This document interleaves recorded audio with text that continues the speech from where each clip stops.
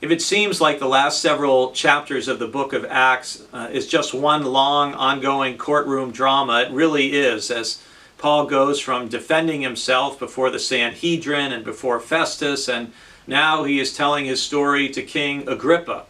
And it's part of sharing his testimony and explaining who he is and what he believes and what he's done.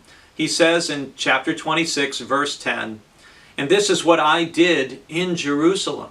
With authority received from the chief priests, I not only locked up many of the saints in prison, but I also cast my vote against them when they were being condemned to death." It's hard for me to put myself inside Paul's mind and spirit and to think how it would feel knowing that you were an accomplice to murder, that you imprisoned many of the first followers of Christ and were responsible for their hardship or even their deaths. And then having the conversion and believing that they actually had in fact been right. What a burden of guilt Paul had to bear. But one of the things I think about Paul is that if God can forgive Paul for what he did, God can forgive you for anything that you've done as well. One of the things I know from being a pastor for 30 years is that forgiveness is very difficult for many of us.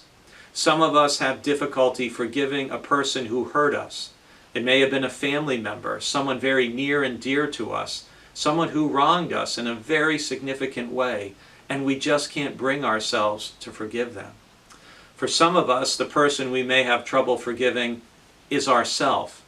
We know we did something terribly wrong, that we hurt someone very deeply or profoundly, and we wish we could go back and change what we said or what we did, but we can't.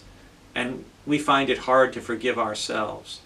There's a reason why in the Lord's Prayer, Jesus weaves forgiveness into it the way he does.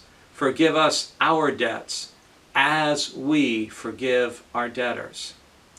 Our forgiveness is tied up with our ability to forgive others, including ourselves.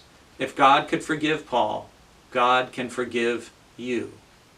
And don't doubt that if Paul could be transformed and changed, remember, by the power of Christ's Spirit, don't doubt that the path of your life or anybody else's life can be changed, and changed dramatically.